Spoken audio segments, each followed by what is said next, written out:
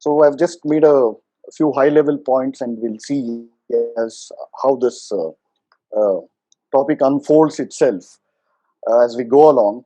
So we'll begin with this second shloka, very well-known shloka from the Bhagavad Gita in the Karma Yoga Adhyaya.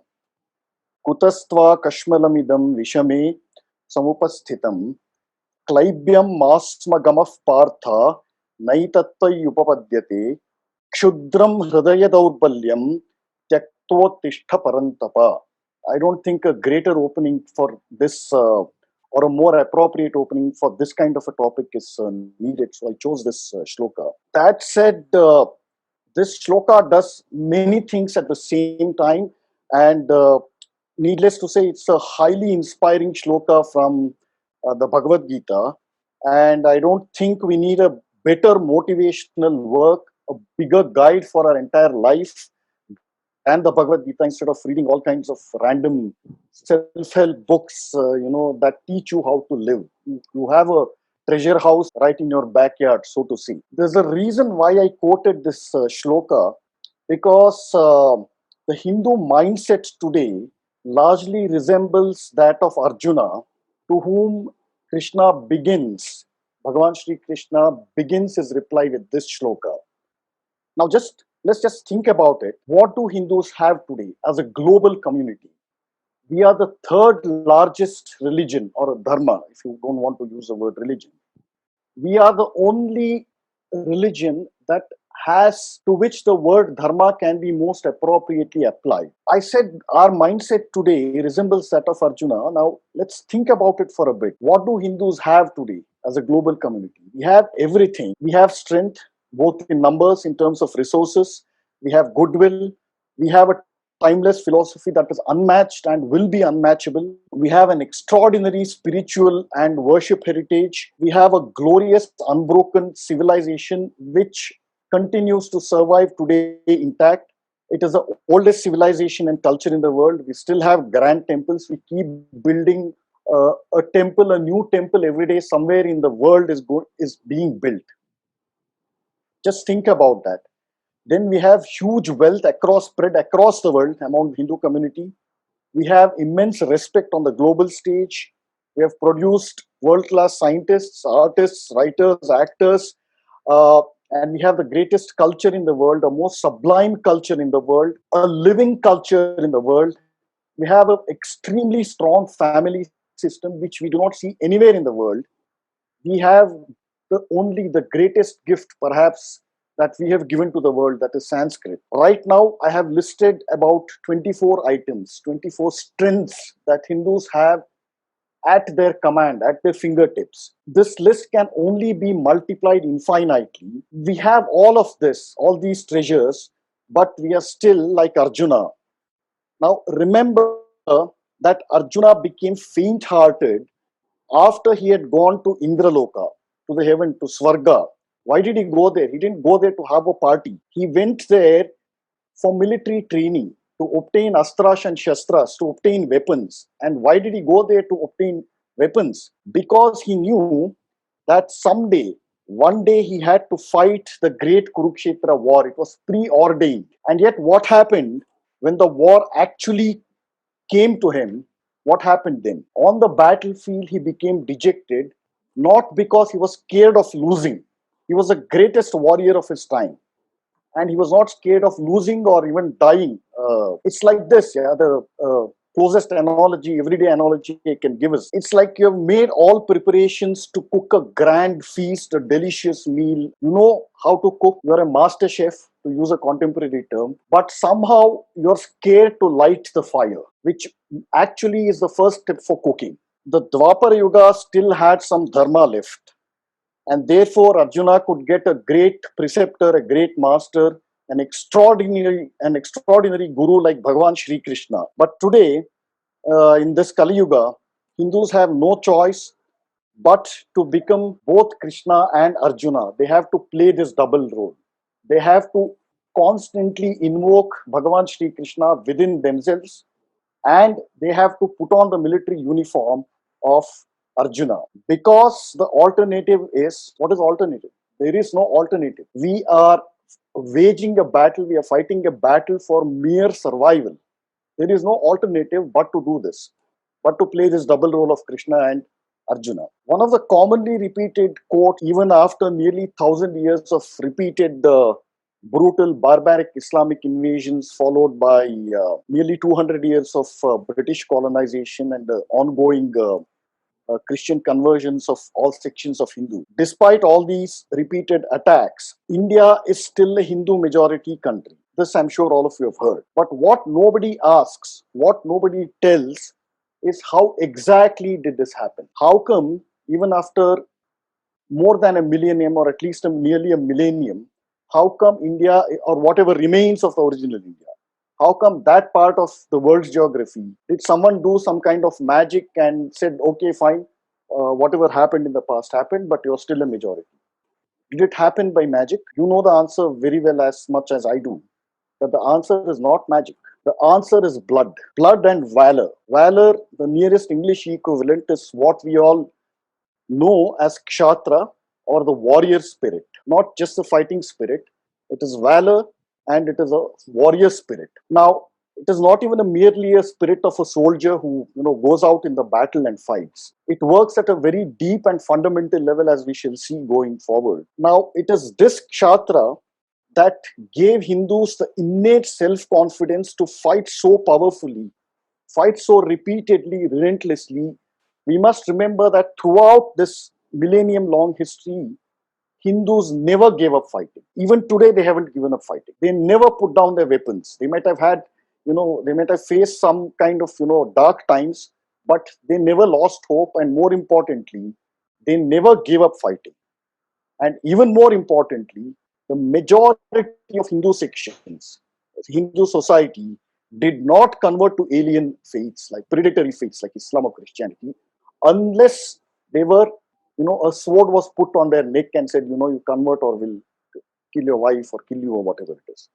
And even the number of people who converted at the point of sword is extremely minimal compared to the overall population of the Hindus in India, from day one till today. And Kshatra doesn't mean simply getting military training or fighting on the streets, although fighting on the streets is also needed today, going by what we are seeing. Kshatra is fundamentally a spirit. It is an all-encompassing spirit that also gives courage for an actual physical battle. Kshatra is needed to uphold dharma, because Kshatra is an indivisible part that only Kshatra can and will uphold dharma.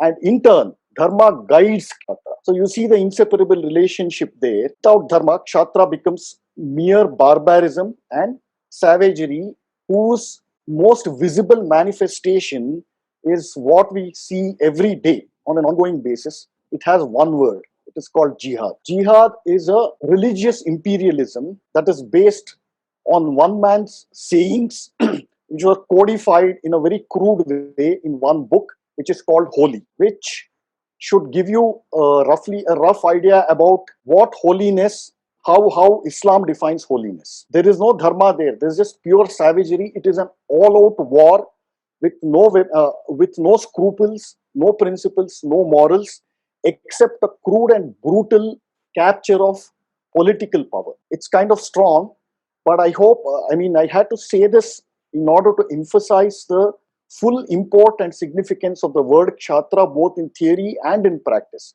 More so in practice, because we have a long history of the repeated victory of Kshatra. They are not Hindu resistance and fight back and reclamation. They were not mere military victories. They were reclamations. They were, you look at all the primary sources, either in Sanskrit, Kannada, Telugu, Marathi, whatever. Every single military victory is not characterized as merely a military victory. It is called Dharma Punasthapana, the re-establishment of our ancient Dharma. So look at, the differences as big as between the Zameen and Asman, sky and earth. Kshatra is why only Bharatavarsha has the concept of something called a Dharma Yuddha. No other country has this notion of Dharma Yuddha. But unlike the past, we no longer have what is known as conventional physical warfare, like, going out on a battlefield and fighting. That concept is largely a thing of the past. But now, instead of a conventional warfare, what Hindus are faced with, the real battles that Hindus are faced with, is that they have to fight on multiple levels, on multiple battlefields. It is a multi-pronged, all-round attack. We have been encircled. Think of, Hindus being in the center of Kurukshetra, surrounded and encircled by all their opponents who want nothing but their destruction or conversion. This is what we are faced with, and this has no geographies now. It is global, and some of these major battlefields are in the realm of ideas, narratives, culture, media, education, universities, all the way up to kindergarten. Education is a major battlefield that has been captured by our opponents.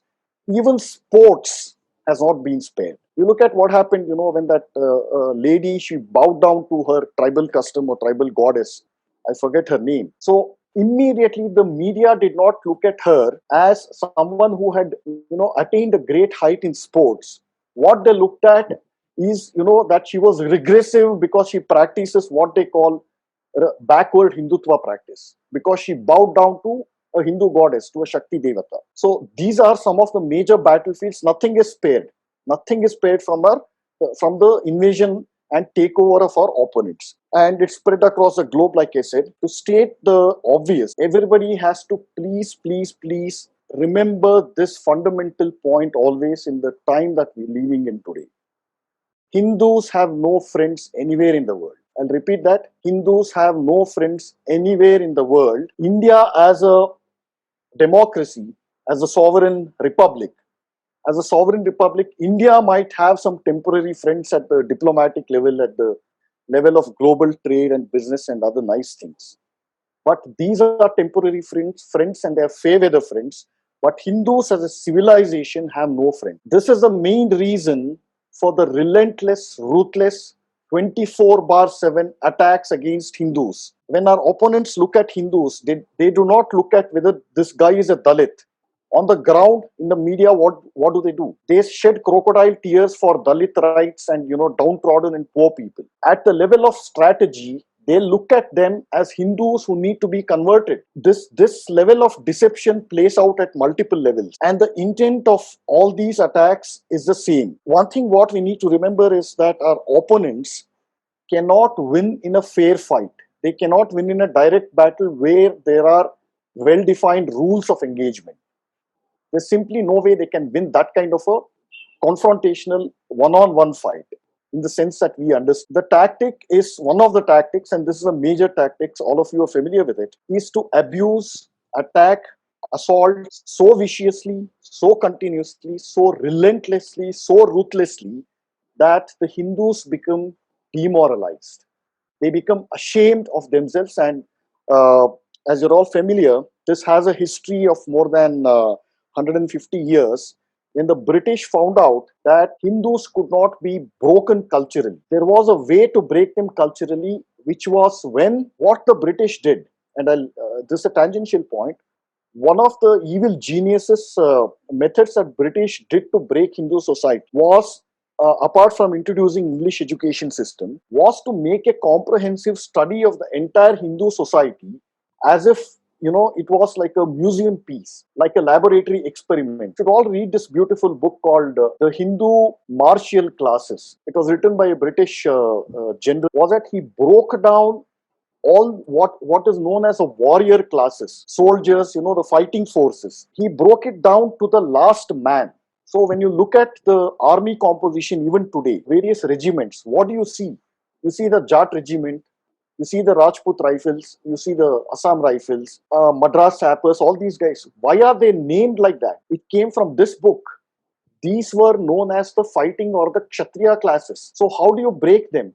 You break them, in various ways. By demonizing them as thugs. The word thug is now a pejorative word. It is seen as a term of abuse. But the thugs, they offered some of the most fierce resistance to the British. So what is a way to break them?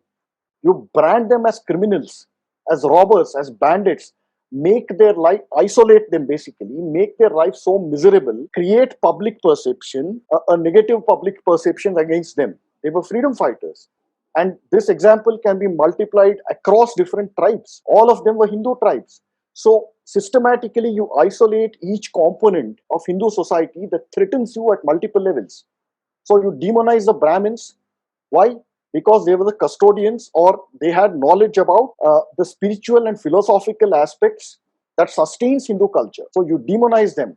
Then you demonize the Kshatriyas and write obscene books that they were only debauchers and pleasure-loving people. They were not. Look at the history of our princely states. Now, when you look at all the princely 500-odd princely states that were eventually merged into the Indian Union, Hinduism was precisely preserved. Traditions were precisely preserved in all those Hindu states. In Mysore, why is Mysore Dasara still preserved intact? Because it is a continuation of the foundation that Maharshi Vidyaranya laid in the Vijayanagar Empire. Andhra Pradesh, I think there's this famous kingdom of Bobili, one of the most Hinduized traditional kind of kingdoms. You split the society at every which possible way, down to the last atom, and you get the mess that we are in now. So despite that, some amount of whatever Hindu traditions and native Sanatana flavor is left. The forces that this British experiment unleashed on Hindu society have grown enormously thanks to the kind of prime minister we had. First prime minister, Mr. Nehru, and his great-great-granddaughter-in-law, whatever she's done. Whatever we are facing now didn't happen by accident. Yeah, so that brings me back to the same point which I had left. Idea is to make you ashamed of yourself, to demoralize you at a deep level, at the level of your psyche and your mind. This is pretty much the summary of what is happening even as we speak now. In the Bhagavad Gita shloka that I just quoted, Bhagavan Shri Krishna uses 4 important terms. Anarya. Arya means noble. Basically, someone who is refined and cultured. Anarya is somebody who is uncultured, who lacks culture and is not civilized and refined. Second term, Akirti, meaning infamy, that which is not honorable, that which is not praiseworthy. 3, Klaibyam means faint-heartedness or cowardice. Klaibyam is cowardice. 4, Shudram Hridaya Daurbalyam means despicable weakness of the heart. All these 4 terms precisely indicate what we today call victim. Because of an innate cowardice or weak-heartedness, we are unwilling to summon the courage inside us to fight, and we perpetually think of ourselves as victims. Because we don't fight, we lose culture. Culture cannot be preserved without fighting, and because we lose refinement and we become uncultured, we do not obtain kirti or merit or prestige or respect. So at a very fundamental level, victimhood is a state of mind. It is a state of our psyche. The forces that operate on our psyche at that level, at that fundamental level, you cannot rationalize them. You can't even recognize them. When you look at all these, what we call Macaulay Putras and Lely, Left Liberal, all these guys, they are operating like robots because this kind of weak-heartedness, faint-heartedness is so ingrained in them that they fail to recognize that it even exists. This is at the root of why they abuse their own culture and their own motherland. They don't even use the word motherland. It is a term of shame for them to use motherland. At that level, they have been destroyed. Unfortunately, they were considered to be the elite public opinion makers and intellectual class and all those wonderful things. Victimhood should be separated from the word victim. Yes, Hindus were victims, they still are victims, and they continue to be victimized on a global scale like I just explained. But the distinction between victim and victimhood is very subtle. Victimhood means that a person has accepted defeat without fighting the war, even though the weapons are all lying in front of him or her. So this brings me back to the first point I made of having such enormous strengths and resources and money power and even political power, if you will. We do not realize its full potential in practical life. It is one thing to have power. It's an entirely separate thing to know how to wield that power. This has been perhaps one of the greatest failures throughout Hindu history. We see only a few glorious instances of kings and emperors who not only had power, but knew exactly how to use it, how to wield it. Now, look at the other side, just to kind of clarify this on a broader scale. Look at the other side. Now, in terms of sheer numbers, how many left liberals, total number of left liberals, secularists, whatever you want to call them, how many of these people, of this class of people, are there totally in India? Remember, we have a population of what, 132 crores. How many left liberals are there in this vast population? 1 lakh, 2 lakhs, 5 lakhs, 10 lakhs? That's not even 1%. How many in this class step out of their luxury homes or whatever it is? How many of them step out and do any real service, do any kind of meaningful work? What kind of meaningful work have they done so far in their whatever 70, 75 year long existence? On the contrary, every single thing that they have done has only weakened India, has only been to abuse Indian culture and Hindus and Hindu society and its traditions and festivals. But what they're really good at is two things. Number one, complete shamelessness, complete utter shamelessness and indecency in language and of late in dress, in manners, all round shamelessness. Number two, amplifying their voice and getting huge visibility. This is one thing that they have completely cracked on almost on a global scale. Now, what happens, and this is a very important point, because what this does is that again it acts at the level of the psyche.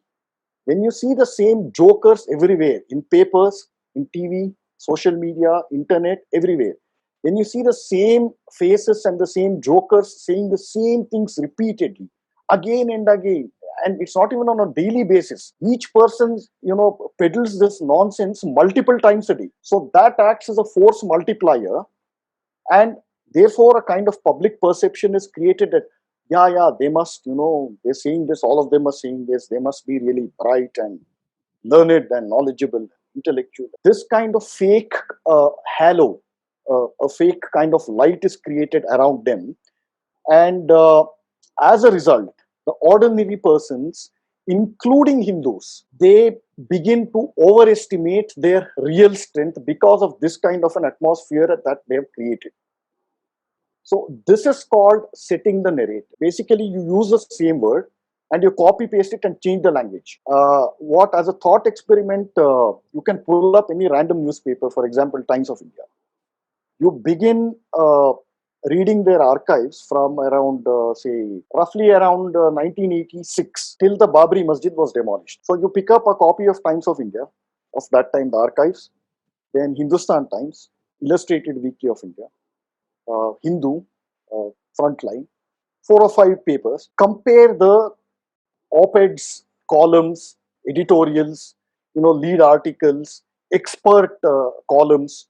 You compare them, it is a total cut and paste job. You can just, only the faces and names are replaced and the words, the language is replaced. That's all. And the length of the article is different.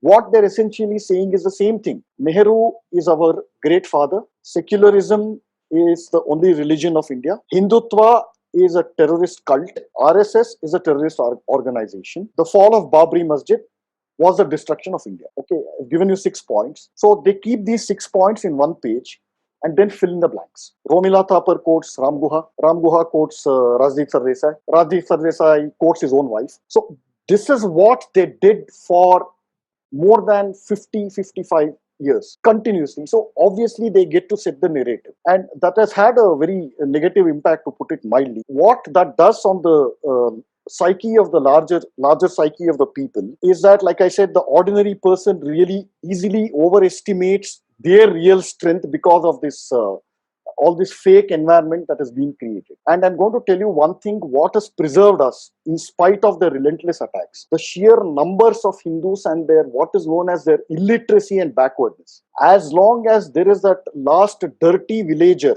what they call, as long as you have enough numbers of these last dirty villager who worship stones and sticks and trees and mountains, as long as this spirit is there, not in practice, as long as this spirit is there, this spirit is what enabled, what absorbed all these left liberal attacks for so many years. All these factors are some of the major reasons for what we call the defeatist victimhood mindset on the part of a lot of Hindus. But fundamentally, remember that for all their fake power, their fake narrative, their fake news, remember that they are just bullies. They are high school bullies who have good cars and great mansions. Basically, that they are just high school bullies. I've kind of listed out some major steps or some main points to find a way out of this what is known as this defeatist victimhood mindset. The first is to always remember that the Sanatana civilization and culture is the work of pure genius, and it is superior to anything that existed in the past and anything that exists now. Just remember this, that itself will instill extraordinary confidence in to overcome this defeatist or victimhood mentality. If you're not convinced that it is not the best or the superior culture and civilization, you must ask yourself just two questions. Question one, would you like to be a Tablighi Jamaat guy? Question two, would you like to be born in Pakistan or Saudi Arabia? Just these two questions will convince you that we have the best ever culture, the most superior culture and civilization, that spiritual genius, it's a work of spiritual genius. It cannot be conceived by ordinary humans. This is the best thing that we had and we continue to have, and it is our duty to protect it. Step number two, as much as possible, we should all educate ourselves, get educated from books, movies, gurus, acharyas, about some of the core aspects of Hinduism and keep them in practice. You cannot learn Hinduism by reading books. You can keep chanting Bhagavad Gita for throughout your lives, but unless it is lived in daily practice and unless that practice is transmitted throughout our generations, it cannot survive. This is one of the major reasons that urban Hindus, especially English educated Hindus, cannot speak or defend cogently or even articulate their strengths of their own faith, because the element of practice has been lost. It has to be lived. It can't be learned from books. So this conviction comes only from living that life. So then the third point is that it will go a long way if some local study groups, study circles, informal communities, satsangs, whatever are formed. You can start with as simple as 3 or 4 families, your neighbors or whatever. But these groups should focus on civilization and cultural education. I mean, bhajans and Bhagavad Gita chanting have their own place, that everybody does. But what these things do is that it rebuilds community. The bedrock, the backbone of Hindu civilization has always been community strength. This is the reason the British, and I bring this back, go back to the same point again. This is the reason the British introduced census. It was not a great, scientific experiment or something. They introduced census in order to break down the Hindu Samaj into its last atom and see how they could isolate each community. And I think I've spoken about this. So we need to rebuild that. That is one of our core strengths. Step number 4, confidence comes from mocking and making fun of left liberals. Believe me, it's a great strength. We must mock them. We must leave no opportunity to mock left liberals and secularists. We must parody them, because nothing, disarms your opponent as effectively, nothing provokes him as effectively as mocking and poking fun. Just do it even when you don't have an opportunity. We see this happening in the online world, in social media, but this has to be done on ground also. Even if there is no opportunity to mock these guys, you must create that opportunity and mock them.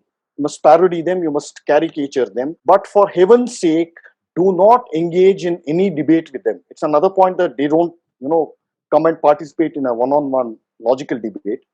But even if they do, in the rare event that they do not engage in a debate with them. Tell them to their face that they are an inferior species. Tell them that they need psychological therapy. So it really works. Last but not the least, stand up to their bullying courageously, bravely, by treating them with contempt. You should not say that, I also respect your viewpoint. No, you don't. Tell them you deserve contempt. Believe me, it works. And I urge all of you sincerely to try it. It really works. At least it has worked for me so far in these 20 odd years. I see no reason why it won't work for you. Caricaturing and parodying doesn't mean you have to use obscene language, although maximum obscenity comes from their side. When you say, you mock them or parody them, you don't have to get down to their language. Do it in a way that damages them psychologically, so that they don't have a comeback to it. Now, for example, you take Rajiv Sardesai, tell your friend or your child, are you a human or are you Rajiv Sardesai? I guess that's all I've had for now.